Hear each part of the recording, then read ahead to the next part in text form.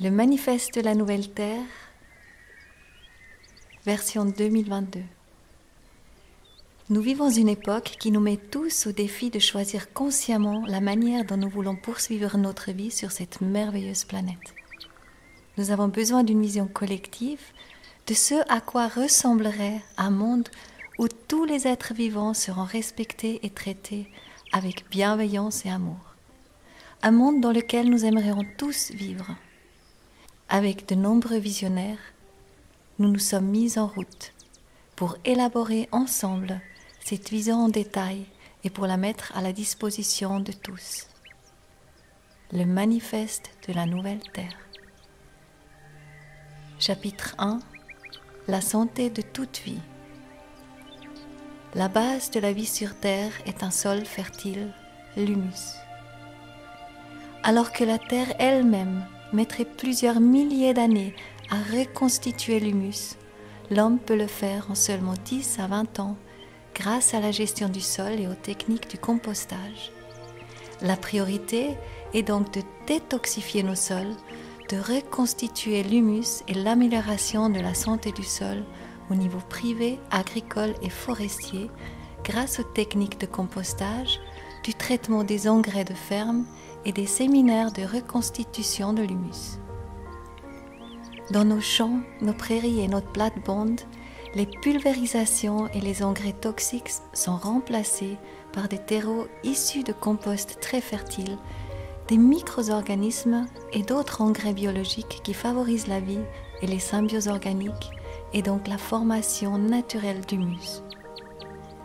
Les surfaces de terre stérilisées qui ne sont plus nécessaires comme les friches industrielles ou les grands parkings sont démantelées et mises à disposition de la communauté pour y créer par exemple des jardins communautaires ou des forêts médicinales avec des fruits comestibles. Sur les grandes surfaces agricoles, des haies intermédiaires et périphériques sont créées, des fleurs, des arbres fruitiers et des noyers, des châtaigniers, etc. sont plantés pour nourrir les insectes, notamment les abeilles, mais aussi les humains, pour guider les vents et offrir des niches de vie aux oiseaux et aux autres animaux. Le gazouillis des oiseaux et le bourdonnement des insectes accompagnent la croissance harmonieuse des plantes. Dans les champs et les jardins poussent des plantes variées qui se soutiennent mutuellement dans leur croissance et leur vitalité. Le gazouillis des oiseaux, le bourdonnement des insectes et les chants des hommes favorisent et accompagnent la croissance harmonieuse des plantes. Seules les exploitations agricoles durables et biologiques sont encouragées. Les agriculteurs biodynamiques, biologiques et permaculturels des petites et moyennes exploitations déterminent la politique agricole. Toutes les autres exploitations agricoles bénéficient de formations gratuites à l'agriculture durable et biologique qui améliorent la santé des sols, base de la santé de toute vie. Les agriculteurs sont aidés à commercialiser leurs produits au niveau régional. De nouvelles formes de culture très efficaces de légumes, de baies et de fruits, comme la permaculture, l'agroforste, l'agriculture synanthropique ou le jardinage vertical, sont également enseignés. Les produits encore conventionnels et leurs composants toxiques doivent être étiquetés. Pendant la phase de transition, les produits non biologiques seront soumis à une taxe sur les toxines et les substances toxiques. Les fonds générés par ces taxes sur les toxines sont directement affectés à la reconversion et à l'adaptation des exploitations à l'agriculture biologique. La communauté soutient des initiatives de semences et des bourses d'échange indépendantes et à but non lucratif pour préserver et accroître la diversité de nos plantes alimentaires et médicinales. Il n'existe plus de brevets sur les semences et autres organismes vivants. Purification et vivification de toutes les eaux. À l'avenir, une eau dynamisée, saine et propre coulera de toutes les conduites d'eau. Les rivières, les ruisseaux et les zones humides seront renaturés dans la mesure du possible et du raisonnable. L'eau est conservée dans la région. La meilleure méthode de purification de l'eau, d'irrigation et de protection contre les inondations consiste à redonner vie au sol car un sol vivant, sain et riche en humus peut absorber, purifier et conserver un grand stock d'eau. Les forêts riches en variétés et les zones humides permettent à l'eau évaporée de rester dans les couches d'air inférieures où elle favorise la formation de rosées et alimente le grand cycle régional de l'eau. Nos stations d'épuration sont rénovées si nécessaire en utilisant les meilleures méthodes naturelles. Les eaux usées sont épurées par des plantes, des micro-organismes et des techniques de compostage avant d'être réintroduites dans le cycle de l'eau. Partout où cela est possible, des toilettes modernes à compost, économes en eau et favorisant l'humus sont installées. Les zones marines sont protégées à grande échelle. Des entreprises de pêche régionales respectueuses de la vie marine remplacent les grandes pêcheries industrielles au chalut. Les projets de nettoyage et de régénération des mers bénéficient d'un soutien généreux et actif de la part de la communauté et du gouvernement. Purifier l'air que nous respirons. Les gaz d'échappement et les brouillards de pulvérisation contenant des toxines d'aluminium, de métal et ou d'autres substances sont strictement interdits. Les émissions de particules fines et de pollution atmosphérique de toutes sortes sont réduites au minimum absolu. Étant donné que les écosystèmes sains, avec une grande diversité d'arbres, sont extrêmement efficaces pour purifier l'air, de tels écosystèmes sont créés aussi bien dans les villes que dans les terres cultivées et déblayées. 60% des forêts, les poumons de notre terre et les producteurs d'oxygène pur sont protégés. La destruction des écosystèmes est considérée comme un crime contre la vie. Les surfaces forestières défrichées au cours des derniers siècles sont reboisées sous la direction de forestiers à la pensée et aux sentiments intégraux, tournés vers l'avenir et ayant une vision globale des écosystèmes forestiers. Une attention particulière est accordée à leur effet positif sur le système immunitaire des personnes, sur la régulation du climat et sur le cycle local de l'eau. Des cours de gestion forestière holistique sont proposés aux forestiers, aux propriétaires forestiers et à toute personne intéressée. Rénaturation de tous les aliments. Les additifs artificiels de toutes sortes ne sont plus utilisés que lorsqu'un comité composé de médecins, de biologistes et de naturopathes de différentes disciplines a constaté leur innocuité. Le sucre, les graisses raffinées et les aliments dénaturés, dont il est prouvé qu'ils ont entraîné une augmentation anormale des allergies, de l'obésité et des maladies liées à l'alimentation au cours des dernières décennies, seront remplacés par des aliments naturels aux vertus thérapeutiques. Les plantes sauvages comestibles locales, telles que les prunelles, les cynorrhodons, les orties et les pissenlits, retrouvent également une place de choix dans l'alimentation humaine et remplacent les superaliments provenant de pays lointains. La culture de prairies d'herbes sauvages et d'une multitude d'anciennes variétés de plantes utiles est encouragée. Les plantes sont combinées de manière à créer un environnement symbiotique et à se protéger mutuellement des attaques de parasites. L'amélioration de la santé du sol qui en résulte protège contre les catastrophes telles que les inondations et la sécheresse. Les fruits ne doivent plus répondre à des normes en termes de taille et de dimension. Toute forme naturelle de fruits végétales est la bienvenue. Les semences génétiquement modifiées ne sont plus utilisées. Les agriculteurs et les jardiniers retrouvent leur autonomie en matière d'accès, de reproduction et d'échange de semences. Production respectueuse de l'environnement et exempte de polluants. Les scientifiques travaillent main dans la main avec les entreprises de production afin d'augmenter l'efficacité écologique de la production et de fabriquer les composants qui ne peuvent pas être produits à partir de matières premières purement naturelles de la manière la plus éthique, écologique et recyclable possible. Les solutions brillantes de la nature servent ici de modèle d'inspiration. Biomimétisme. La plupart des textiles sont fabriqués à partir de matières premières naturelles et renouvelables. La culture du chanvre et du lin, ainsi que celle d'autres plantes utiles de grande valeur écologique, jouissent d'une grande popularité. Dans la mesure du possible, les matériaux artificiels sont recyclés, réparés et transformés en nouveaux matériaux dès la phase de transition. L'empreinte écologique est déclarée sur les étiquettes des produits, notamment en ce qui concerne la composition des matériaux, l'équité de leur production et l'efficacité du cycle de vie escompté. Pendant la phase de transition, une forte taxation des matières premières fossiles et géologiques fait rapidement avancer le développement de l'efficacité énergétique, de la longévité et de la recyclabilité de tous les produits. Les principes suivants s'appliquent à cet égard. Recycler avant d'extraire de nouvelles matières premières. Les produits naturels avant les produits chimiques. L'extraction des matières premières se fait de manière respectueuse de la planète et des communautés locales. Dans ce cadre, l'eau est réintroduite dans le cycle d'eau à l'état purifié et revitalisé. Lors de l'extraction, la biodiversité locale est largement préservée et, parallèlement, la renaturation est effectuée de manière à augmenter la diversité des espèces et la biodiversité. Chaque être vivant est traité avec respect et amour. La grandeur et le progrès moral d'une nation peuvent être mesurés à la façon dont ils traitent leurs animaux. Mahatma Gandhi. Toute forme de cruauté envers les animaux, l'élevage en cage ou en masse, ainsi que les expériences en laboratoire sur les animaux et le transport suprarégional d'animaux à des fins de consommation appartiennent au passé. La communication interespèces permet aux animaux d'exprimer leur libre décision. Les animaux dans les zoos et des parcs animaliers ont le libre choix de rester dans les zoos ou d'opter pour une vie en liberté ou dans des réserves spéciales. Sur les terrains des zoos, des parcs sont aménagés avec des plantes variées et des arbres portant des fruits.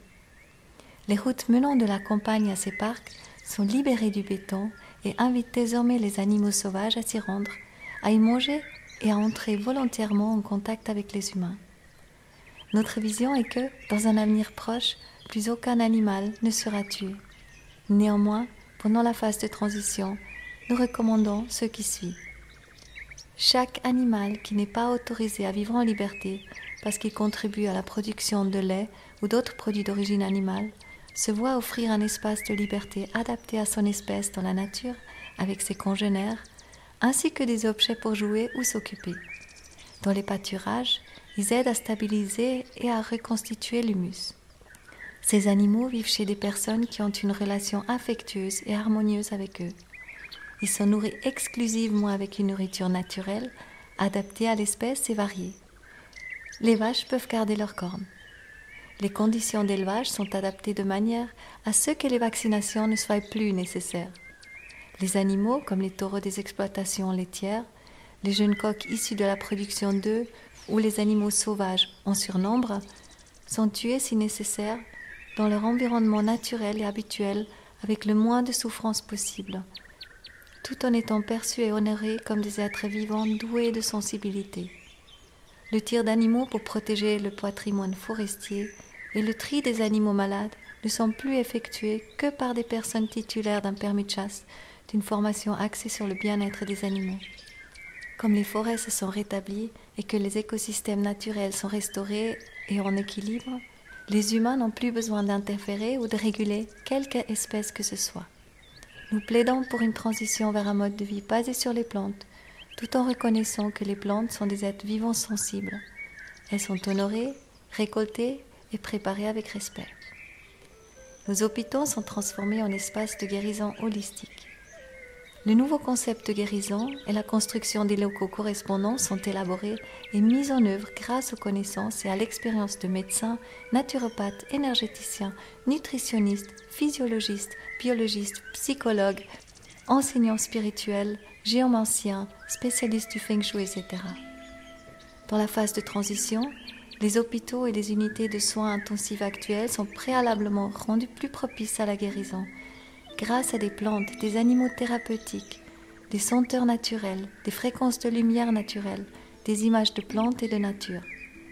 Les nouveaux espaces de guérison sont entourés de forêts curatives riches en espèces avec des sentiers de sylvothérapie spéciaux sur le modèle du Shinrin-yoku japonais, avec des sentiers de pleine conscience, des ruisseaux et des plans d'eau.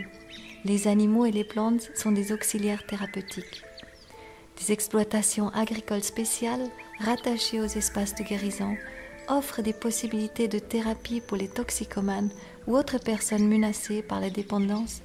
Par exemple, les thérapies numériques de désintoxication en font également partie et, en même temps, des aliments biologiques sains y sont cultivés pour les espaces de guérison. Cette nourriture à haute valeur informationnelle énergétique favorise la guérison.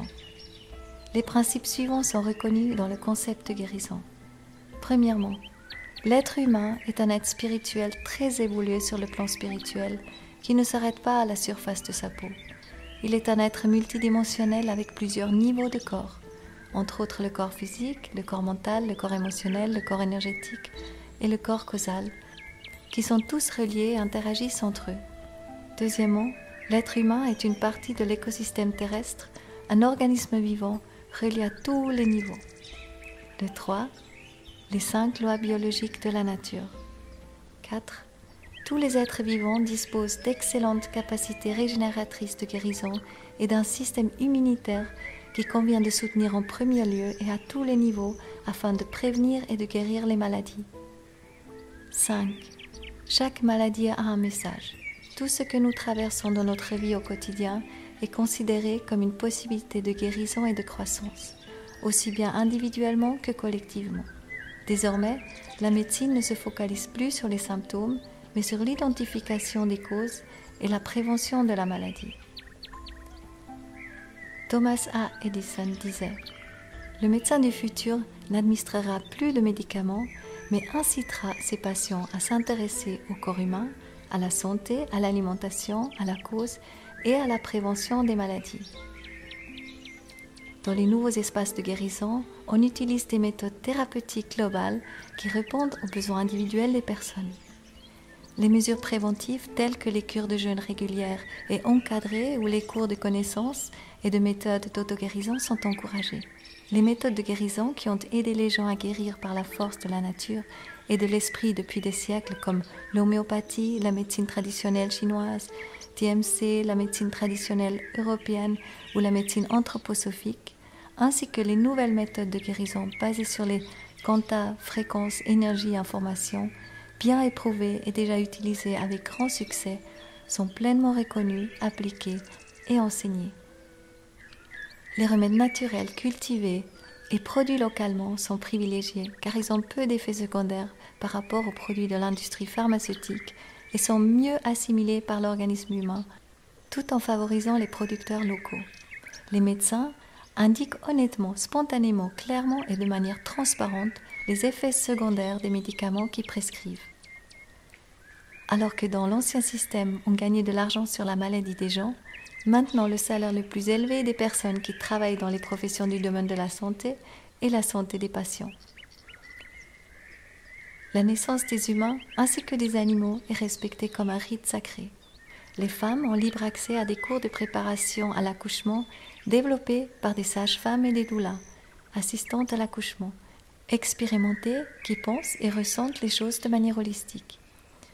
Les femmes décident elles-mêmes comment et où elles souhaitent accoucher, que ce soit dans des maisons de naissance, à la maison ou en plein air, dans la forêt, dans la mer ou dans des hauts lieux énergétiques, dans tous les cas en toute sécurité, au calme et en bénéficiant du support d'autres femmes. Les enfants viennent au monde de manière naturelle. Tous les processus naturels de l'accouchement sont respectés et autorisés. Les interventions invasives sont évitées dans la mesure du possible. Chaque enfant est accompagné dans le monde avec amour, douceur et attention, dans la dignité. Afin de renforcer le lien d'amour entre les parents et l'enfant, la sécurité et la sûreté lui sont transmises dès le début. L'enfant passe les premières années de sa vie en contact affectueux et étroit avec sa famille. Afin de fournir au bébé les meilleurs nutriments du lait maternel naturel, les femmes bénéficient d'un soutien optimal pour allaiter leur bébé. Les femmes vivant une grossesse non désirée sont soutenues dans tous les domaines de leur vie avec bienveillance. Les femmes qui, pour une raison ou une autre, ne veulent pas garder leur bébé avec elles, rencontrent, si elles le souhaitent, dès la grossesse, les couples qui accueilleront leur bébé avec amour après la naissance.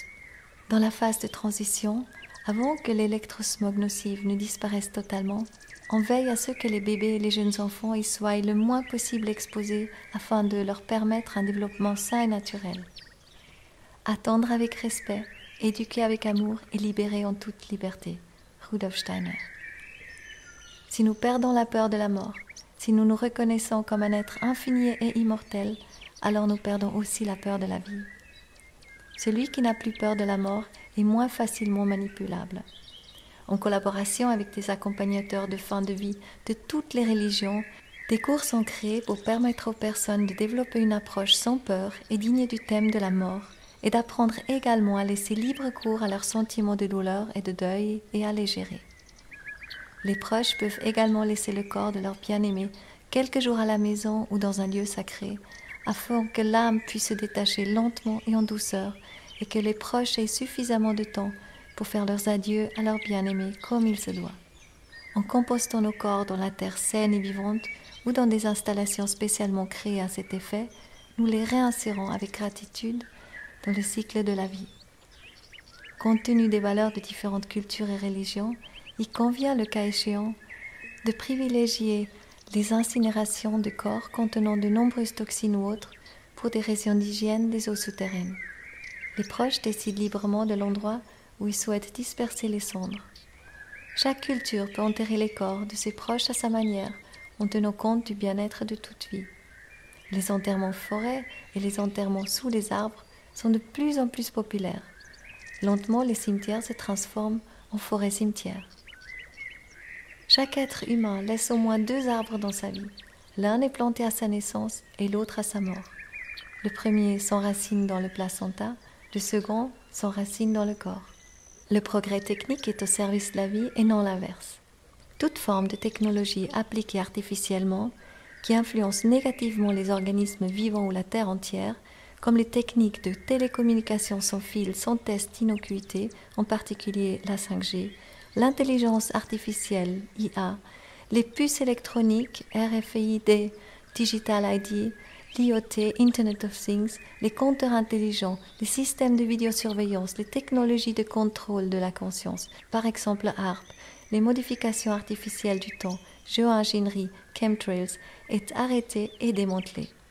L'intelligence artificielle ne sera plus utilisée que là où elle est utile à la vie, mais en aucun cas pour la surveillance et le contrôle des êtres humains. Nous sommes conscients que tous les êtres vivants sur Terre sont inextricablement liés au champ électromagnétique naturel terrestre et cosmique et ne peuvent demeurer vraiment en bonne santé que si nous nous maintenons sans interférence en résonance avec ces cycles et fréquences de la Terre et du cosmos. La recherche et l'utilisation immédiate de technologies de télécommunication inoffensives pour les hommes, les animaux et les plantes sont une priorité absolue. Tant que les fréquences de guérison ne peuvent pas encore être appliquées, les ordinateurs situés à l'intérieur sont reliés à l'Internet par des câbles à fibre optique. Dès que les bâtiments sont câblés, le besoin de communication sans fil diminue et les antennes extérieures surdimensionnées peuvent réduire leur puissance de rayonnement. Des fréquences curatives bien étudiées et testées à long terme seront utilisées à l'avenir pour la régénération. Dans chaque pays, il existe dès à présent des zones exemptes de radiation où les personnes malades et sensibles aux radiations peuvent s'installer ou se reposer. Des fréquences lumineuses au service du système immunitaire humain. À l'avenir, il n'y aura plus que des sources lumineuses inoffensives pour tous les êtres vivants et qui ne nuisent pas à l'environnement de leur production, de leur utilisation et de leur recyclage. Afin d'éviter la pollution lumineuse, toutes les sources de lumière externe non naturelles seront réduites d'au moins 40% la nuit et les éclairages publics seront masqués vers le ciel. Les plages où les animaux pondent leurs œufs ne sont plus éclairées artificiellement afin de ne pas perturber le comportement naturel des bébés animaux fraîchement éclos. La santé de l'espace est essentielle à notre vie. Le ciel, en tant que partie intégrante de toute vie, doit être protégé. Les satellites, armes spatiales ou autres appareils techniques qui perturbent les fréquences cosmiques naturelles permettant une vie saine sur Terre seront démantelés dès maintenant. Les déchets spatiaux seront ramenés sur Terre pour y être recyclés sans résidus. Calendrier des 13 lunes. Lorsque nous, les humains, serons plus familiers avec les cycles naturels de la Terre et du cosmos, nous choisirons probablement collectivement un calendrier à 13 lunes qui sera en parfaite harmonie avec les rythmes et les cycles naturels de la Terre. Chapitre 2. Développement du potentiel. Les enfants d'aujourd'hui créent le monde de demain. Les enfants sont aidés à développer leur plein potentiel individuel. On apprend vraiment de manière durable que si on le fait avec passion, avec enthousiasme et avec une joie profonde. Gerald Hüther. En tant qu'être doué d'esprit, chaque enfant a, dès sa naissance, son propre plan d'apprentissage intérieur. La joie de vivre, la santé, la conscience de soi, la soif de savoir, la capacité de concentration et de coopération, le sens des responsabilités, la persévérance et l'engagement actif pour la communauté peuvent être observés chez les jeunes qui ont pu s'épanouir selon leur plan d'apprentissage intérieur. Leur comportement social est influencé par des modèles. Plus un être est traité avec respect, plus il sera attentif et respectueux dans sa propre relation avec la nature, avec lui-même, la nature et les autres. Alexandra Tercig-Auer. Les enfants et les adultes se rencontrent sur un pied d'égalité. Les enfants sont rappelés à l'extraordinaire potentiel humain qui les habite. Ils grandissent dans un environnement affectueux et sûr, développant une perception et une estime d'eux-mêmes saine. L'art du discernement, de la controverse et de la rhétorique sont encouragés afin de leur apprendre l'esprit critique et développer leur capacité à se forger des opinions par eux-mêmes. Les enseignants et accompagnateurs des enfants sont mus par une véritable vocation de transmettre et d'accompagner au mieux les enfants vers leur plus haut potentiel. Le premier lieu pour développer ces facultés émotionnelles et d'ouverture du cœur est la famille. Le deuxième lieu est la communauté, le village, dans lequel des espaces d'expérience, des lieux d'apprentissage et des lieux de déploiement conçus avec les enfants sont mis à leur disposition. Les parents et les enfants sont libres de décider s'ils veulent apprendre librement dans ce lieu d'apprentissage ou à la maison. Dans ces lieux d'apprentissage, les enfants peuvent utiliser tous leurs sens de manière individuelle en tenant compte de leurs besoins physiques, psychiques, intellectuels et ou spirituels et surtout en lien direct avec la nature pour vivre de manière ludique le plaisir de la découverte qui leur est inhérent. Ces espaces sont des terrains d'aventure créative.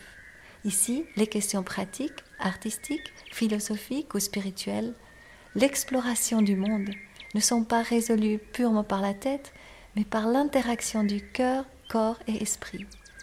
Ici, dès le plus jeune âge, on ne se contente pas d'enseigner des contenus pédagogiques conformes aux lois de la nature, mais on les expérimente dans sa propre chair par un contact direct avec les forêts, les fermes, les jardins, les eaux, les plantes et les animaux.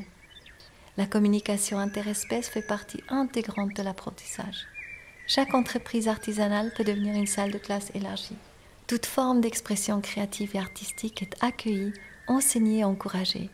Il existe des représentations théâtrales où les jeunes peuvent en même temps résoudre des problèmes d'architecture scénique ou apprendre à fabriquer des costumes. Ils apprennent à former eux-mêmes de petits orchestres et des chœurs. Certains se découvrent leur talent de danseur, de peintre de théâtre ou de maquilleur. D'autres testent leur capacité de technicien ou d'organisateur.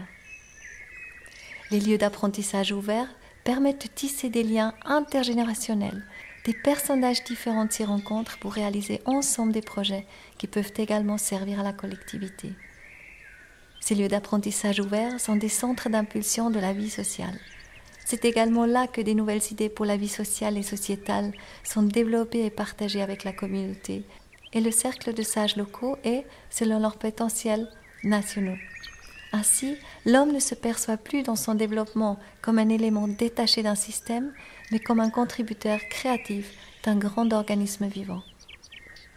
Les matières principales des écoles actuelles, telles que la lecture, le calcul, l'écriture et les langues étrangères, s'intègrent tout naturellement dans les expériences d'apprentissage passionnantes. Les enfants apprennent 2 autres langues dès 6 ans en jouant et en chantant. Ils aiment par exemple apprendre à lire et à écrire pour comprendre ou rédiger des langues, des recettes de cuisine ou des textes sur divers projets intéressants. Le calcul est appris et exercé de façon ludique, vivante et concrète et permet de construire des objets dans la nature ou en intérieur.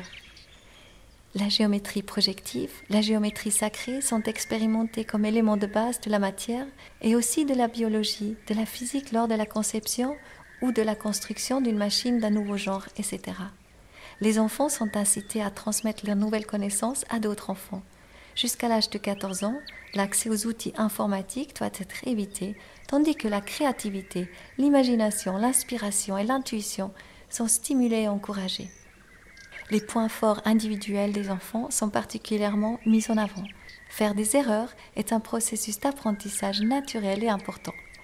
nous faisons la distinction entre une première phase d'éducation, au cours de laquelle l'enfant est accompagné avec amour dans un environnement protégé et peut découvrir de manière ludique qui il est et ce qui l'intéresse. La vie naturelle et pratique est le grand maître. Ensuite, à partir de 14 ans environ, vient la phase de formation professionnelle, puis vers 16 ans, la formation universitaire. Les examens ou les notes sont remplacés par des événements festifs au cours desquels les jeunes présentent individuellement ou en groupe ce qu'ils ont fait, créé, appris ou pratiqué.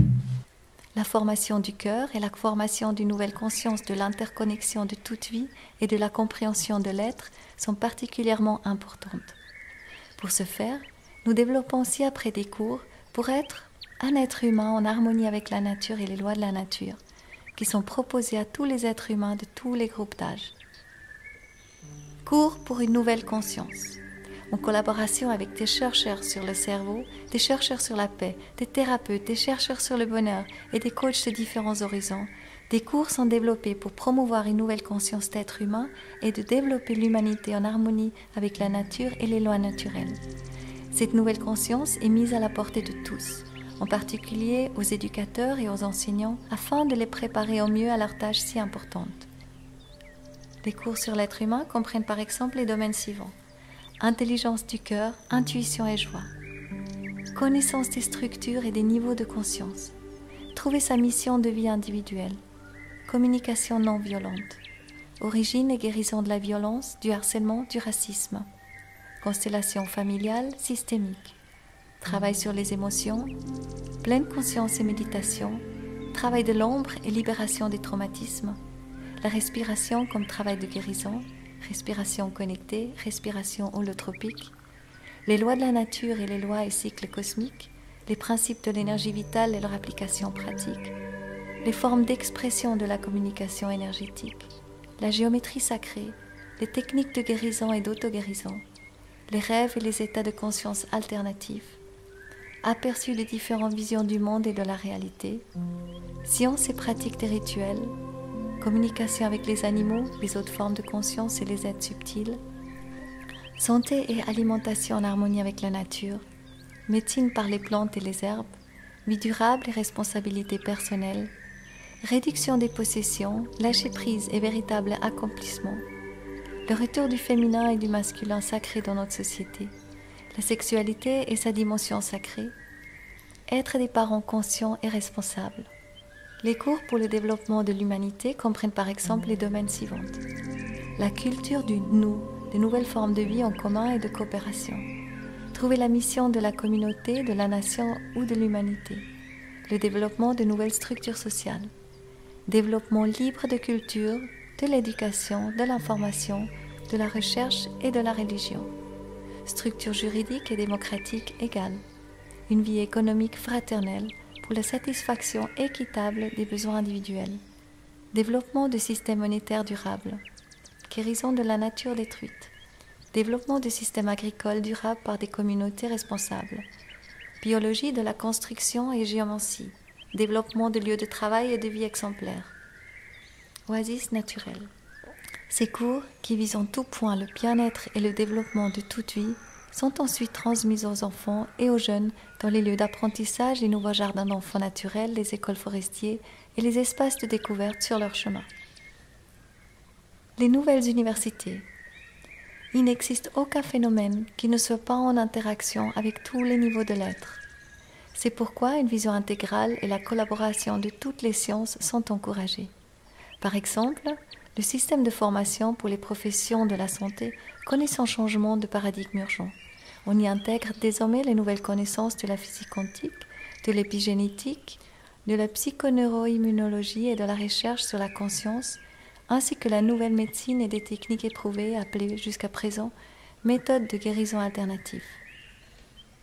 Les formations agricoles n'enseignent plus que des pratiques durables, en harmonie avec tout ce qui vit.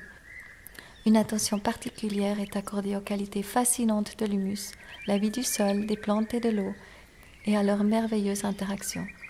Les nouvelles universités sont donc des ateliers du futur, dans lesquels les chercheurs, les professeurs d'université, les étudiants et les élèves développent des impulsions et des idées fraîches pour notre avenir à tous, grâce à l'intelligence collective et sur un pied d'égalité, poussés par le plaisir et la curiosité naturelle. Seules les personnes qui se sentent joyeusement appelées par vocation à enseigner le font. Chaque enseignant suit des cours pour apprendre des formes d'enseignement innovatives afin de pouvoir aider au mieux ses étudiants. Les connaissances sont transmises de manière à permettre une libre ouverture vers de nouveaux domaines de connaissances sans pour autant freiner la créativité des élèves. Par exemple, la remise en question des principes scientifiques existants n'est pas seulement acceptée, elle est même encouragée. De cette manière, nous pouvons atteindre ensemble de nouveaux horizons du savoir humain. La recherche sur les énergies libres est relancée. De même, des recherches sont menées sur d'autres énergies renouvelables qui n'ont pas ou peu d'impact sur l'environnement. La science, la recherche et les universités sont indépendantes des intérêts politiques ou industriels, tant sur le plan financier que sur celui du contenu. Les différents domaines coopèrent toutefois pour développer de nouvelles idées pour notre avenir à tous. L'expression culturelle des personnes. La culture, la créativité, l'imagination, l'inspiration et l'intuition sont les forces d'un déploiement futur et acquièrent au moins la même importance que le développement intellectuel. L'art en général, comme par exemple le théâtre, la musique, la danse, la littérature ou l'architecture, sert à l'expression humaine, à la formation du cœur et à l'inspiration. Les films sont également produits en sachant qu'ils ont une influence directe sur le subconscient. Nous honorons et faisons revivre les mythes variés, les visions du monde culturellement différentes, les cultures et coutumes anciennes, les danses, chants et langues de nos ancêtres, sachant que nos racines profondes nous soutiennent dans le présent. Avec gratitude, nous échangeons avec des peuples indigènes qui n'ont pas rompu leur lien avec la nature. Nous apprenons les uns des autres et les nouvelles connaissances sont appliquées pour guérir l'homme et la nature. Pour une meilleure compréhension des autres cultures et coutumes et pour découvrir la richesse de la beauté de notre terre, des séjours d'échange sont proposés aux élèves, étudiants et adultes. Ces nouvelles expériences et connaissances sont ensuite partagées avec d'autres personnes lors de conférences publiques ou d'expositions. Le séjour de personnes d'autres cultures dans notre pays pour des échanges culturels est encouragé. Une attention particulière est également accordée à la promotion de l'artisanat. Au lieu de produits de masse fabriqués industriellement à bas prix, on encourage les produits artisanaux qui non seulement ont une espérance de vie plus longue et sont composés de matériaux nobles et naturels, mais aussi dans lesquels la qualité de l'humain est perceptible. Cela permet également de rétablir une relation d'estime avec les objets dont nous nous entourons. Dans les nouvelles écoles et les lieux d'apprentissage, les jeunes apprennent des compétences artisanales. Cela offre également la possibilité d'intégrer d'autres matières de manière ludique. Par exemple, cuisiner permet de s'exercer aux fractions. La menuiserie permet d'apprendre les mesures de longueur, les angles. La planification de serres ou de potagers permet d'apprendre la biodiversité, les cycles annuels, le soleil et la photosynthèse ou la formation de l'humus. L'expérience pratique d'une multitude d'activités aide les jeunes à trouver leur vocation. Toute personne qui ressent sa véritable vocation et qui souhaite en faire son nouveau métier reçoit le soutien de la communauté. Les foyers pour personnes âgées se transforment en maisons de vie, pleinement intégrées dans la communauté. Désormais, vieillir n'est plus associé à la fragilité et à la sénilité, mais à la maturité et à la sagesse. Les personnes âgées doivent rester autant que possible dans leur famille et dans la communauté de ceux qui les entourent, et y être soutenues, si nécessaire, par des soignants bien formés, des artistes thérapeutes. Des cours sont proposés aux aidants familiaux pour leur permettre d'acquérir les compétences nécessaires pour soutenir leurs proches, tant sur le plan physique, par exemple pour la régénération de l'appareil locomoteur, que sur le plan intellectuel et spirituel. Dans les futures maisons de vie, on prépare des repas sains en communauté, on travaille ensemble dans le jardin. Le but étant de vieillir en bonne santé.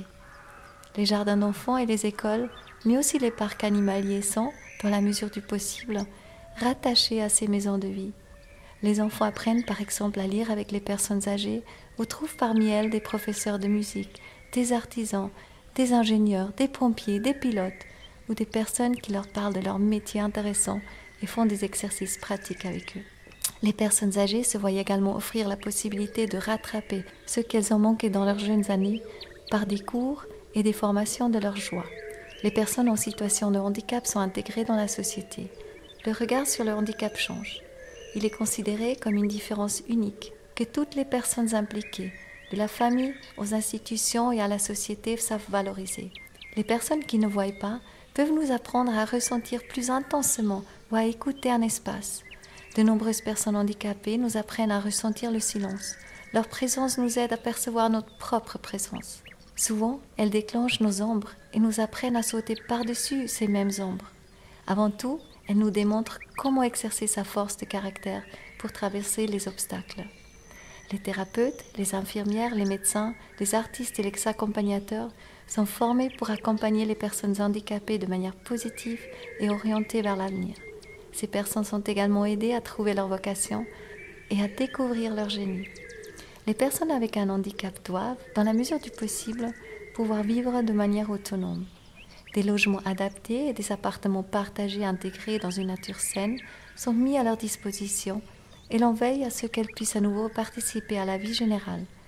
Des centres de fitness adaptés proposent également des programmes spéciaux pour aider les personnes avec une mobilité réduite à retrouver leur mobilité. Dans la mesure du possible, des adaptations sont réalisées dans les espaces publics. De nouvelles formes de voyage. Les voyageurs choisissent les moyens de transport les plus écologiques. Ce n'est plus la vitesse du voyage qui compte, mais la richesse des interactions le long du trajet. Au lieu de consommer du voyage, il devient désormais une occasion de rencontrer d'autres personnes, de nouvelles cultures et des modes de vie, des paysages ou des écosystèmes passionnants, tout en se découvrant soi-même. De nombreuses personnes voyagent à des fins humanitaires ou écologiques. Il y a beaucoup à nettoyer et à guérir sur notre planète. Grâce à nos voyages, nous prenons vraiment conscience des dons que nous fait la Terre et de la manière dont nous pouvons, en tant qu'êtres humains, la servir et servir tous les êtres vivants. Les habitants des pays exploités retrouvent leur autodétermination et liberté de destin.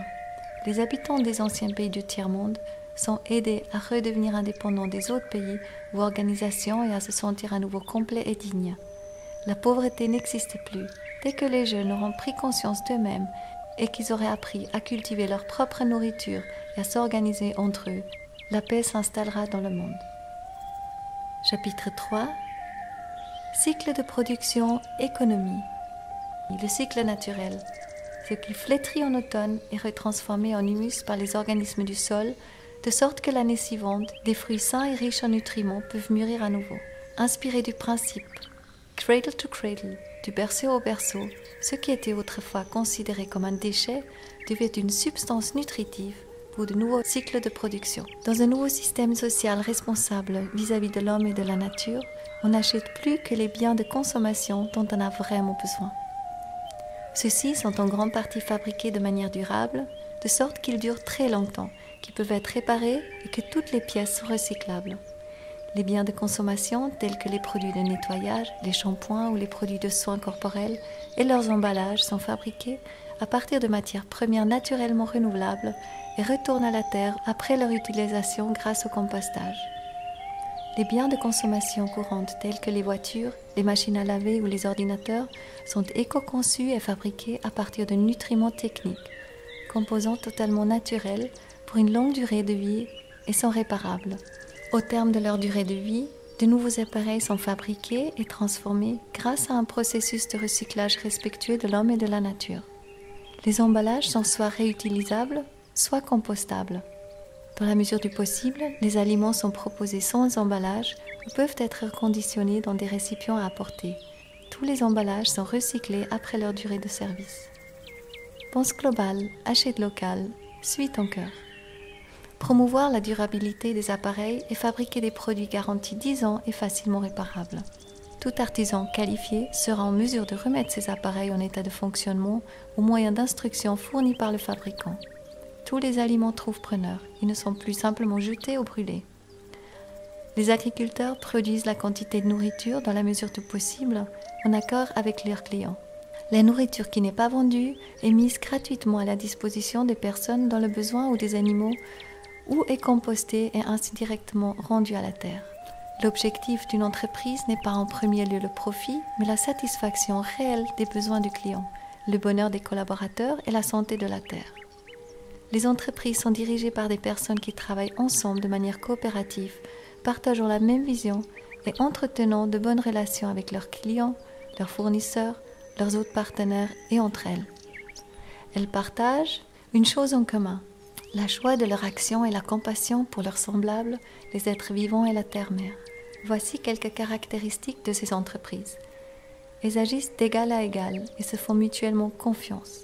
Elles développent et optimisent leur processus afin qu'ils soient plus efficaces et plus efficients, mais véritablement aussi plus durables. Elles respectent les particularités individuelles de chacun et en tiennent compte au quotidien. La hiérarchie au sens classique du terme n'existe plus, mais il y a différents niveaux de responsabilité. Tout le monde participe à la réussite. Donc il y a de l'argent, le montant de la participation est convenu collectivement. Nous soutenons les producteurs régionaux en important plus de produits qui peuvent être fabriqués en quantité suffisante dans notre propre pays. On achète et on n'importe strictement rien des producteurs qui exploitent les hommes, les animaux et la nature. On n'importe plus non plus de produits traités avec des pesticides ou génétiquement modifiés. Seules les petites et moyennes entreprises de production et de services sont désormais soutenues. Les chaînes de magasins discount et les grands groupes ne sont plus nécessaires et sont donc dissous. Des groupes d'achat se forment dans les villes qui s'approvisionnent directement auprès des artisans des fermes bio de la région. Des applications informatiques permettent de localiser les producteurs de spécialités et d'organiser des livraisons communes.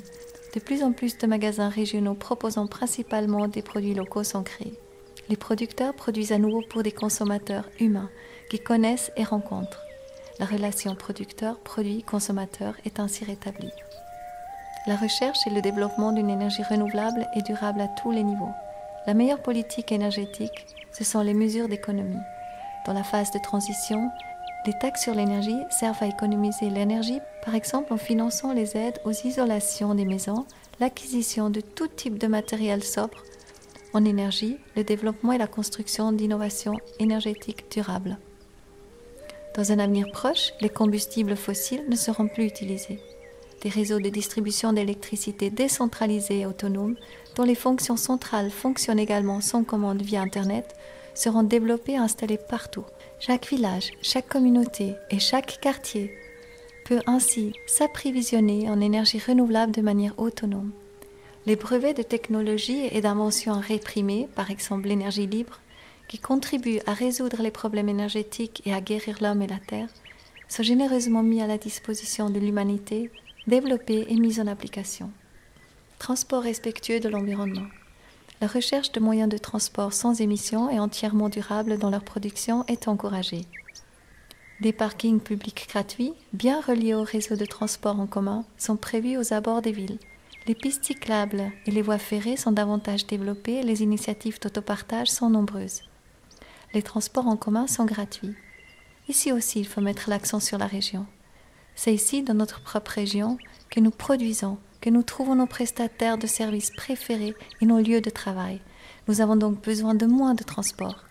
Nous économisons des trajets, de l'énergie, nous avons moins de nuisances sonores, de pollution, de morts sur la route, de stress.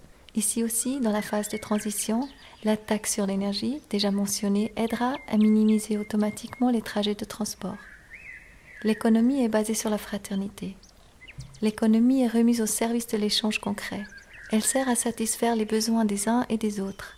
Les entreprises se considèrent comme des partenaires et non comme des concurrentes. Elles développent la collaboration et la coopération. Chapitre 4. Les espaces de vie. Les nouveaux villages verts. Des nouveaux villages se créent autour des villes déjà existantes, où les gens se relient et travaillent ensemble. Cela peut également signifier une restructuration des villages existants, une écologisation des anciennes structures de construction, ou la construction écologique de nouveaux villages en mettant en évidence dans chaque cas le genius loci, la qualité de ce lieu particulier en action avec son environnement et le désir humain de beauté, ainsi que les particularités géobiologiques du lieu. Des communautés de vie et d'habitation de 100 à 150 personnes se forment. Il est si agréable de vivre dans ces écolieux connectés à la nature et dans ces voisinages bienveillants qu'ils attirent un nombre croissant de personnes qui aspirent à cette harmonie avec elles-mêmes et avec les êtres vivants qui les entourent. L'habitat, le développement du potentiel, les lieux à vocation culturelle et d'éducation, le travail, la vie associative ou citoyenne, au lieu dans le voisinage. La décentralisation des villes permet de renforcer les liens au sein de la communauté tout en favorisant également la qualité de vie, d'économiser du temps, de l'argent et de réduire la circulation. L'architecture, qui utilise des matériaux de construction durables, tient compte des expériences du Feng Shui, du Vastu et de la géométrie sacrée curative. Les nouveaux bâtiments sont construits à 100% selon des meilleures pratiques écologiques, induisant une consommation d'énergie minimale. 1. Maison énergie passive favorisant l'économie par la maîtrise des dépenses. Et 2. Maison énergie positive favorisant la production de sa propre énergie. Et une économie en eau. Construction de toilettes sèches et circuits de récupération des eaux de pluie pour alimenter les circuits intérieurs et récupération des eaux grises pour le jardin. Pour chaque nouvelle surface construite, une surface au moins égale et renaturée, en veillant à ce que la même biodiversité puisse au moins s'y épanouir. Les nouveaux villages comptent parmi leurs tâches principales la reconstruction de l'humus et l'assainissement de la terre. Dans et autour de ces nouveaux villages, des légumes, des fruits, des nuits et des baies riches en nutriments sont cultivés, selon des directives écologiques et sur des sols sains.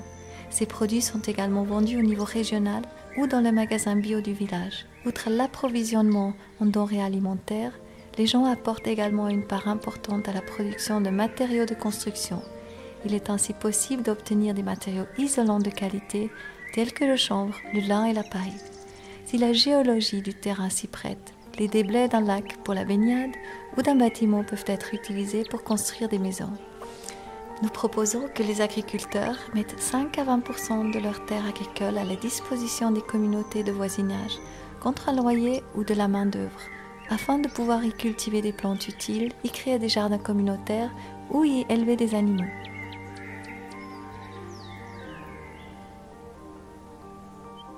Ici, dans les nouveaux villages, des personnes sont formées pour enseigner à d'autres la construction d'humus, le compostage et l'agriculture écologique.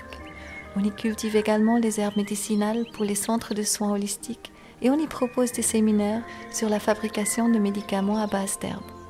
Les sources d'eau et les fontaines du village sont considérées comme des lieux particuliers, librement accessibles à tous et font l'objet d'un entretien particulier et de tests permanents afin de garantir la pureté de l'eau.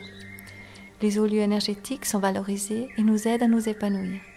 Les surfaces boisées adjacentes au village sont d'autres espaces de détente et de guérison pour la famille humaine. Les utilitaires sont le plus possible mis en commun, comme par exemple les espaces de travail, les espaces pour les réunions et les activités culturelles, les équipements agricoles, les outils, les équipements de cuisine rarement utilisés, les voitures, etc. Il y a également plus d'entraide, comme par le passé pour les récoltes, la construction d'une grange, etc., créant ainsi des liens de fraternité et de solidarité. À la campagne et dans les villages comme en ville, des communautés de cuisine et de jardinage se forment. Les anciens restent dans la communauté et les enfants et les jeunes profitent de leur riche expérience.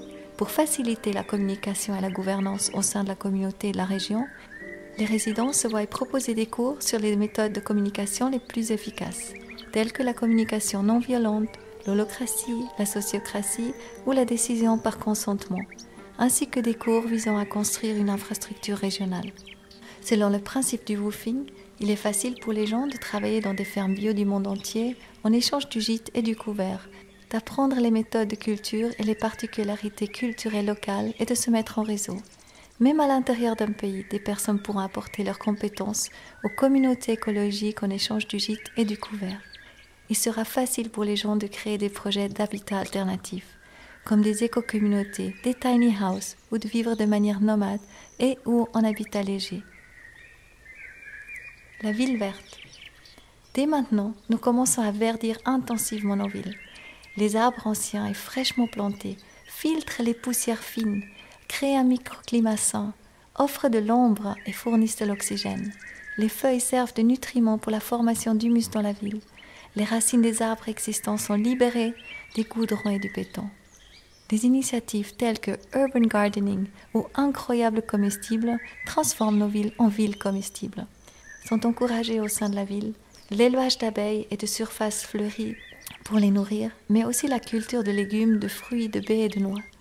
Tous les espaces sont recherchés, que ce soit dans les parcs, dans les anciennes zones industrielles, qui se trouvent souvent sur des sols très fertiles, sur des places urbaines libres, dans les arrière-cours, sur les toits, les balcons, les façades, dans des plates-bandes verticales ou dans des potagers surélevés, sur de larges trottoirs.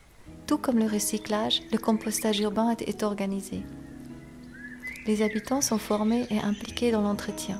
Des projets communautaires voient ainsi le jour, comme un cocotarium destiné à recycler les restes de nourriture, à produire des œufs frais et à créer des liens sociaux. Les grands jardins urbains disposent de leurs propres restaurants ou cafés proposant de produits frais, locaux et régionaux. Les habitants de la ville se mettent en réseau avec les agriculteurs et les communautés agricoles pour s'approvisionner en produits qui ne peuvent pas être produits en ville. En ville comme à la campagne, les consommateurs et les agriculteurs s'organisent en groupements d'achat ou en communautés dites CSA, Community Supported Agriculture. Chaque agriculteur reçoit ainsi de la communauté un montant fixe mensuel dont il a besoin pour acheter ses semences, cultiver ses champs, les récolter et les transformer, et vivre lui-même correctement avec sa famille et ses animaux. En contrepartie, chaque membre de la communauté reçoit suffisamment de produits de saison.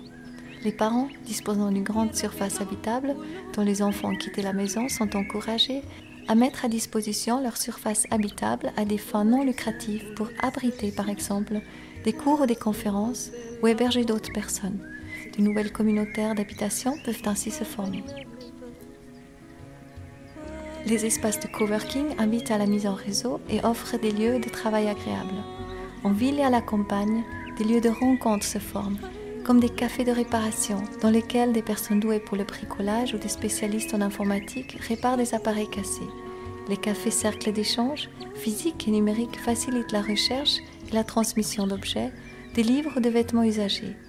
Les réseaux d'échange de connaissances facilitent le transfert de connaissances et la mise en réseau d'initiatives globales et locales, ainsi que la recherche et l'élaboration de solutions entre personnes partageant les mêmes idées. Il existe partout des pistes cyclables bien aménagées. Pour les excursions à la campagne ou les transports, il existe des initiatives de covoiturage. Les villages de toutes les régions sont bien reliés entre eux afin de pouvoir mettre leurs ressources, moyens de production, talents à disposition des autres ou de les échanger. On veille à ce que chaque région puisse assurer de manière aussi autonome que possible l'alimentation, l'approvisionnement en énergie, les questions administratives et les besoins fondamentaux des personnes. Chapitre 5. Administration. Pour éviter le lobbying en politique, une forme administrative dans laquelle il n'y a plus de système de partis. Les postes sont occupés de par des personnes qui ont prouvé par le passé qu'elles étaient non seulement hautement compétentes et responsables, mais qui pouvaient également penser de façon systémique, c'est-à-dire au-delà de leur domaine de spécialité, et qu'elles avaient déjà prouvé que le bien-être et la santé de toute vie leur tenaient à cœur. Chaque représentant élu du peuple sert la volonté du peuple. Il n'y a pas d'incitation financière particulière à devenir représentant du peuple. Un groupe de travail veille à ce qu'il n'y ait pas d'abus de pouvoir. La transparence est de mise pour tous les actes pertinents accomplis par les hommes politiques, les représentants élus ou choisis. Chaque représentant du peuple assume la responsabilité personnelle de ses actes. Cela permet d'éviter que des lois soient votées profitant uniquement à l'économie privée, donc nuisant aux personnes, aux animaux ou aux plantes. En même temps, chaque représentant du peuple ayant cette grande responsabilité est soutenu par un cercle de sages. Pour chaque thème important, il existe un cercle de sages. Les cercles des sages sont composés d'hommes et de femmes engagés et compétents pour que le bien-être du vivant est la base de leur réflexion et de leur action. Ces personnes restent et assument la responsabilité, même quand il y a feu. Le cercle des sages est composé de personnes qui représentent la diversité de la communauté, des personnes de tous âges et de tous horizons, des penseurs et des praticiens capables d'aborder les défis et d'offrir des solutions émanant d'une vision systémique provenant de divers groupes de population. Ils se forment sur les thèmes pertinents tels que l'agriculture et l'alimentation, la santé, le développement du potentiel, l'énergie, les transports, la paix, etc. La constitution de la nouvelle terre. La première tâche d'un cercle de sages est d'écrire la proposition d'une constitution basée sur les lois universelles de la nature et respectant les hommes et la nature sur un pied d'égalité. Les habitants du pays peuvent voter pour cette constitution. Le manifeste de la nouvelle terre peut servir de base à cette nouvelle constitution. Chaque personne est incitée à s'impliquer activement dans la gestion et l'animation de son lieu de vie, de la nouvelle terre. Toutes les régions de la Terre offrent un cadre de vie sain et des ressources abondantes.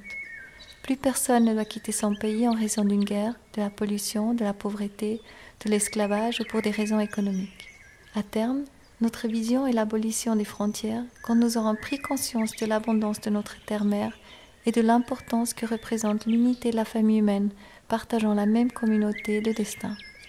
Nous sommes une seule famille humaine. Chaque être humain est invité à apporter ses idées constructives et à exprimer ses souhaits sur tous les sujets importants. Ainsi, la démocratie de délégation se transforme en une démocratie active de coopération et d'engagement. Chacun a la possibilité de savoir, via une plateforme numérique, de quoi s'occupe le cercle de sages et d'y participer de manière constructive et active.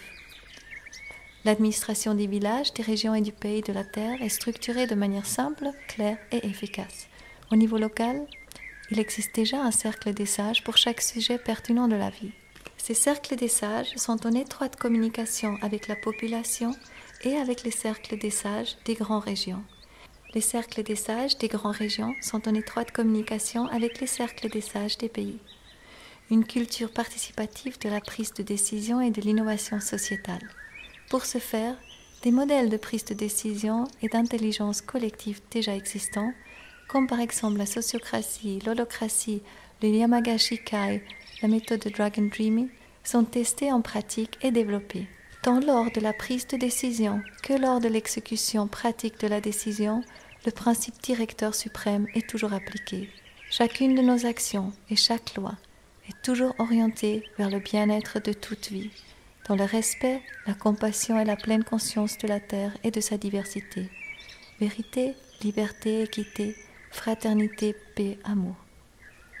Chapitre 6. Droit, gardien de la loi et de la paix.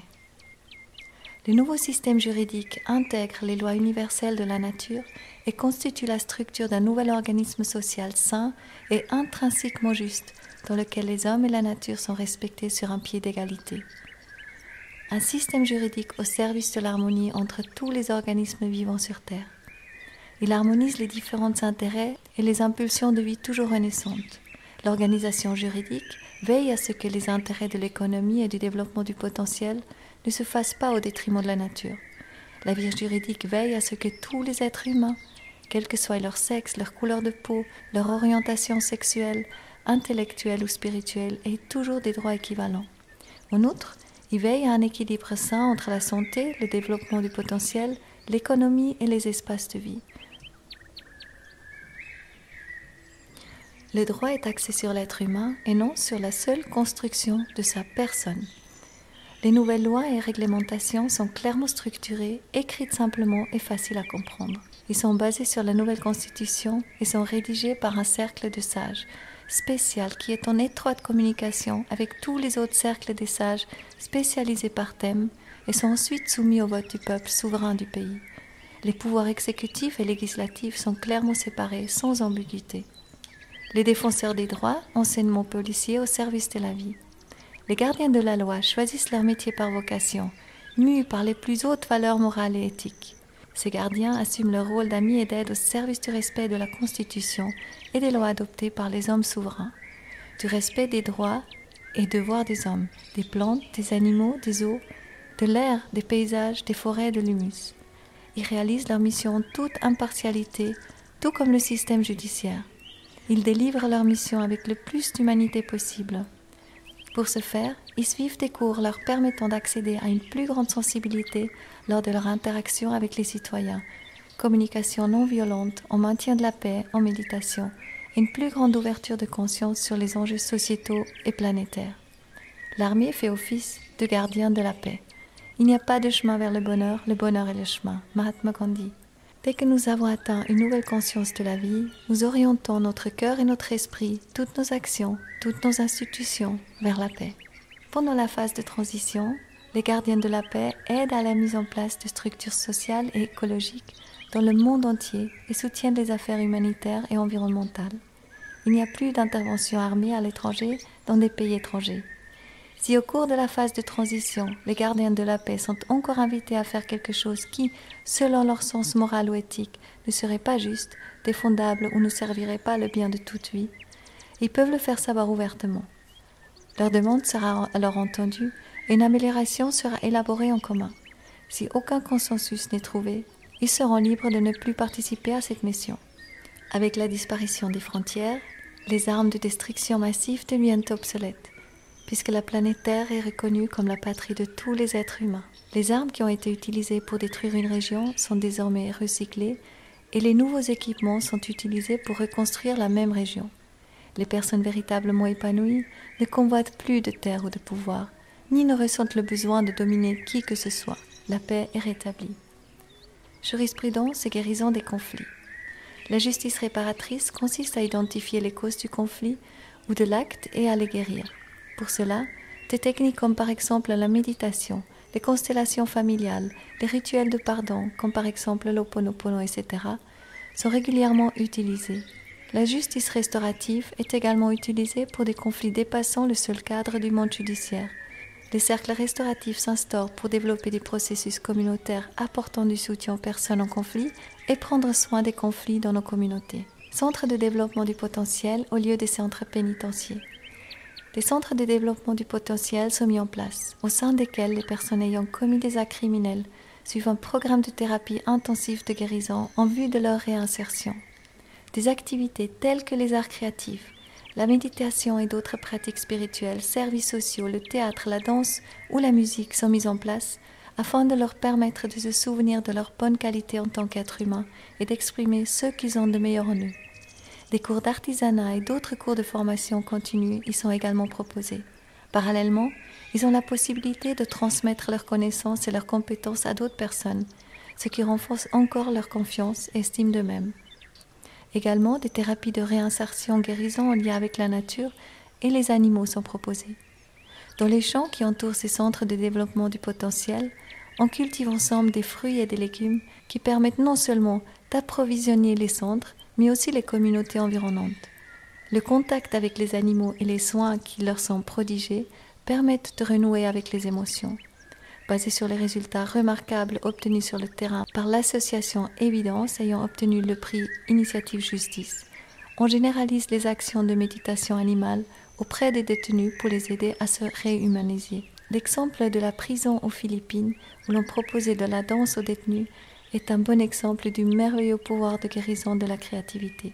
Le taux de violence a chuté en très peu de temps à presque 0% et les cellules de la prison ont pu rester ouvertes à l'intérieur de la prison. Chapitre 7. Système monétaire. Le véritable accomplissement ne provient pas de sources extérieures ou ne peut pas être acheté avec de l'argent, mais provient d'un alignement intérieur sur le but de notre vie, d'une profonde connexion avec les autres êtres, d'une vie au cœur ouvert et motivée par la joie de donner. Notre objectif est de lâcher une existence motivée par l'appât du gain à une vie qui a du sens et qui vise le bien-être de toute vie. L'argent est un bon serviteur, mais un mauvais maître, un verset biblique.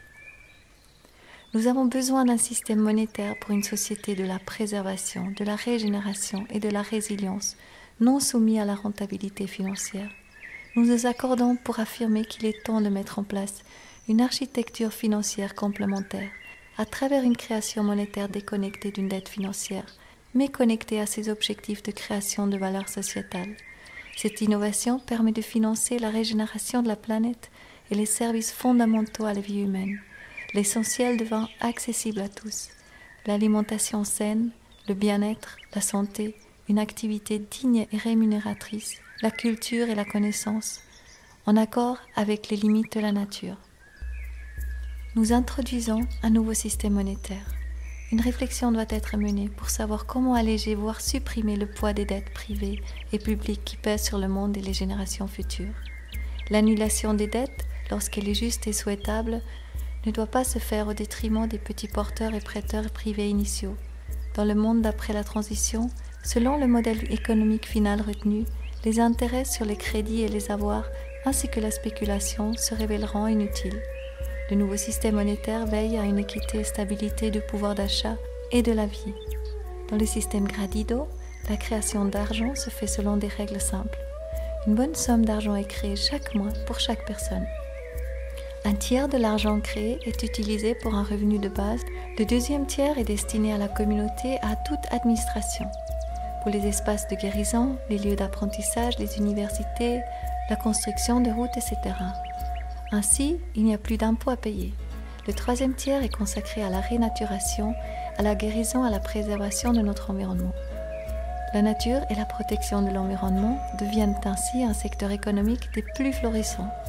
Alors qu'aujourd'hui le contenu de l'existence est soumis et contraint par l'accès à l'argent, sans tenir compte des limites écologiques, après la période de transition, nous adapterons nos modes de vie à ceux que la planète peut soutenir.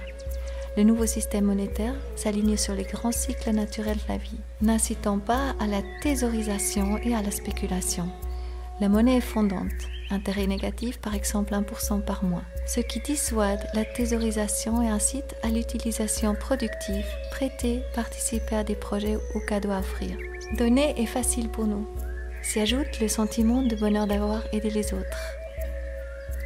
Gratuito. L'argent est reconnu comme un outil simple à utiliser et au service total de la communauté. La priorité dans notre nouvelle culture étant la santé et le développement du potentiel des personnes, l'argent ne sert que de moyen d'échange, de prêts et de dons pour répondre aux besoins des êtres vivants. Une fiscalité intelligente. Selon le modèle qui fera consensus, la fiscalité pourrait avoir plusieurs finalités. Impôt comme outil de régulation, destruction de la monnaie excédentaire consécutive à l'émission de monnaie don, de redistribution, de soutien et de régénération. Incitation réelle aux activités de régénération de nos écosystèmes par pénalisation des activités nuisibles.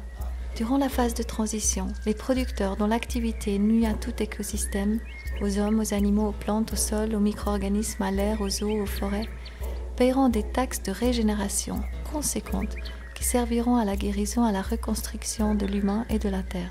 Revenu d'existence. Le revenu d'existence pourrait peut-être trouver une place permettant la reconnaissance de la valeur de chacun, tout en étant un facteur d'épanouissement et de création de valeur sociétale. Par exemple, le revenu de base active repose sur le principe du donnant-donnant, donner et recevoir. Chaque personne est libre de contribuer au bien commun en fonction de sa nature.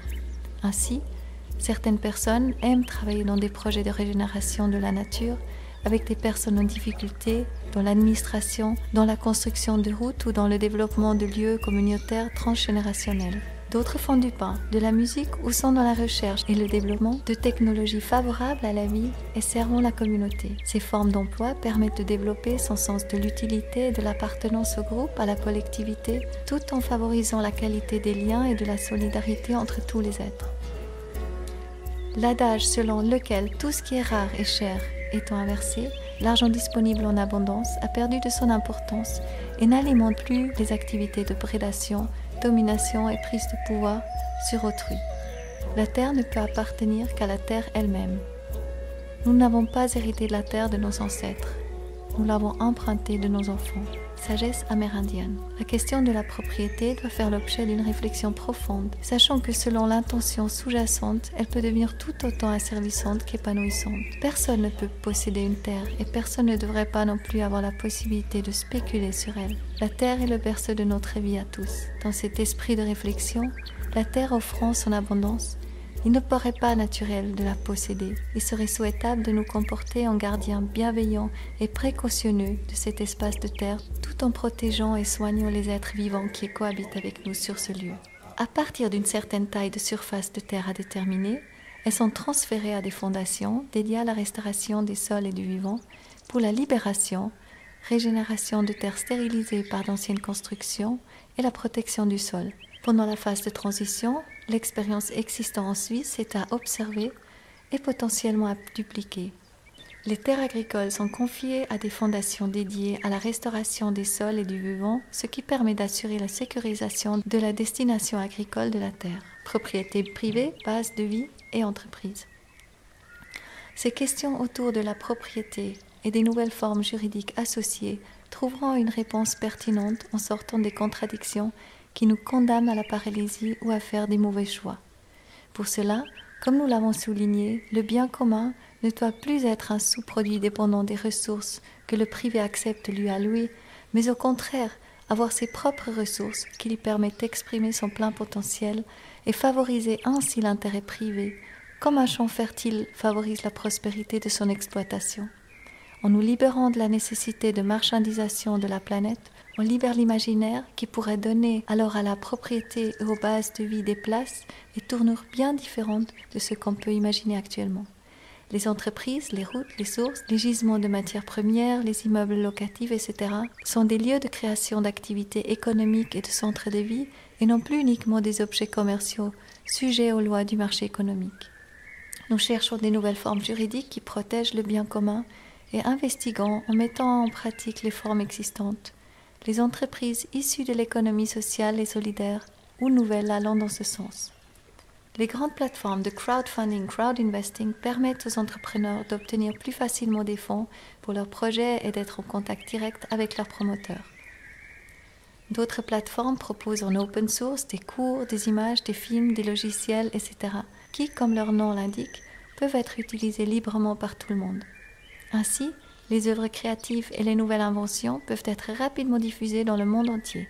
La rémunération se fait par des dons ou prix de conscience pour les créateurs. Nous devenons tous plus généreux et nous ressentons un immense plaisir d'avoir aidé d'autres. Credido. Chapitre 8. Médias. La liberté de presse, la diversité d'expression de la diversité des opinions et l'indépendance des journalistes sont à nouveau au cœur de leur mission. Les médias reprennent leur place de quatrième pouvoir, aux côtés du pouvoir exécutif, législatif et judiciaire. Les médias sont invités à être porteurs de solutions positives pour la transformation de notre planète, de rendre compte de projets réussis et des solutions et ainsi d'être des acteurs de la régénération du vivant. Les maisons de presse et les journalistes sont financièrement indépendants et libres. Si les médias reçoivent un quelconque soutien financier du monde économique ou politique, ils doivent révéler par qui ils sont financés et le montant est strictement limité. Cela permet de savoir à qui, quel investisseur, quel financier, le contenu des articles de presse, des émissions de radio ou de télévision est susceptible de servir. Les journalistes sont libres et ne dépendent pas financièrement ou idéologiquement d'un journal, d'une chaîne ou d'un portail Internet. Ils sont financés par la culture et peuvent travailler pour plusieurs médias à la fois. Liberté de la presse, diversité des opinions, journalisme de qualité et reportage indépendant et transparence. La crise du corona nous a fait prendre conscience que les médias ont le pouvoir d'influencer et de diriger massivement chaque personne individuellement, ainsi que l'ensemble de la population. Par conséquent, il ne peut plus y avoir de propagande ou de censure manipulatrice et destructrice unilatérale. Il est essentiel de s'informer auprès de plusieurs sources, car les différents points de vue sur un sujet en disent généralement plus que les points communs d'articles similaires. Entendre des opinions différentes et les confronter à notre propre expérience et à nos perceptions forge notre entendement et peuvent élargir considérablement notre vision du monde. Les journalistes réapprennent à être conscients et dignes de la responsabilité de former des opinions. La propre opinion est étiquetée comme telle, les faits deviennent vérifiables, les sources sont communiquées de manière transparente. Le journalisme d'investigation est apprécié. Des personnes qui entreprennent courageusement et avec curiosité de découvrir des griefs, de faire des recherches approfondies, de voir par elles-mêmes ce qui se passe sur le terrain et, idéalement, de documenter les solutions possibles. Wikipédia. La liberté de la presse décrit le droit des institutions de radiodiffusion, de la presse et d'autres médias à exercer leur activité sans entrave, notamment à publier des nouvelles et des opinions sans censurées par l'État.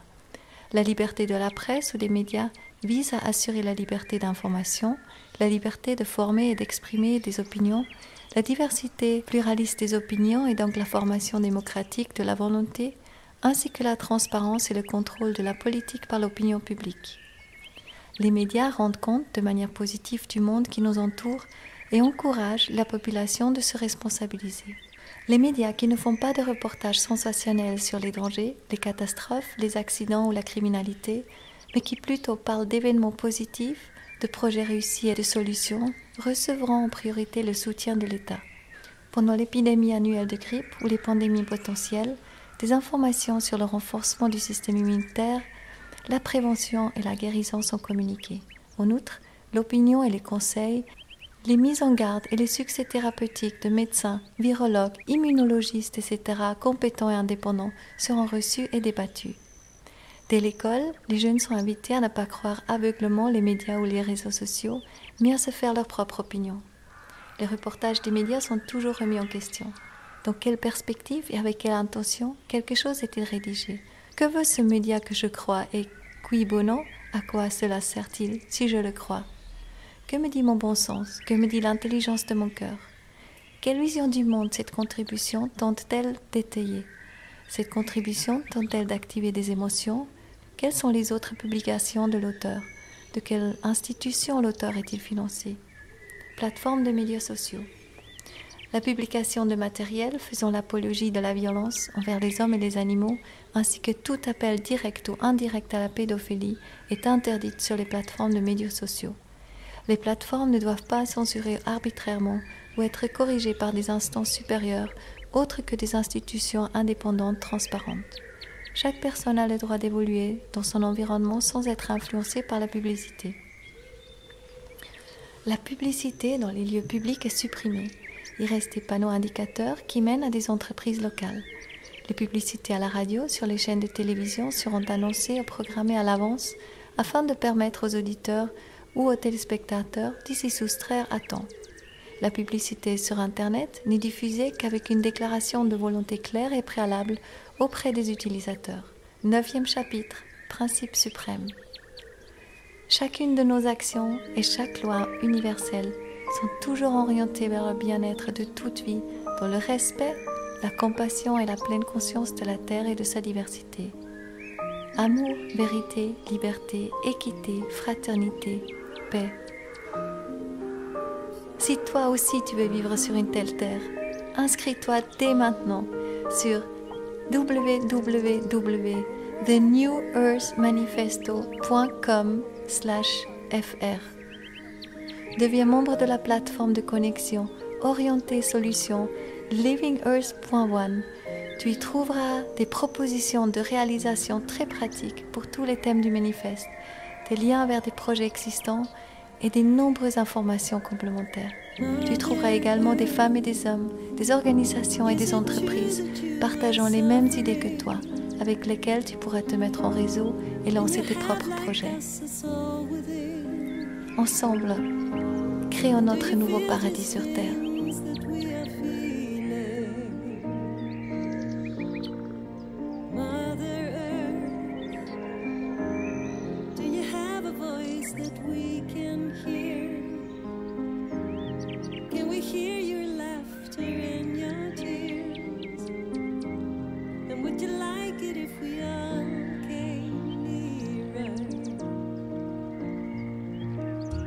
Mother Earth, you know we're trying hard to do our best. Though we as souls are suffering from our past, we search for love and peace that lasts. Hey.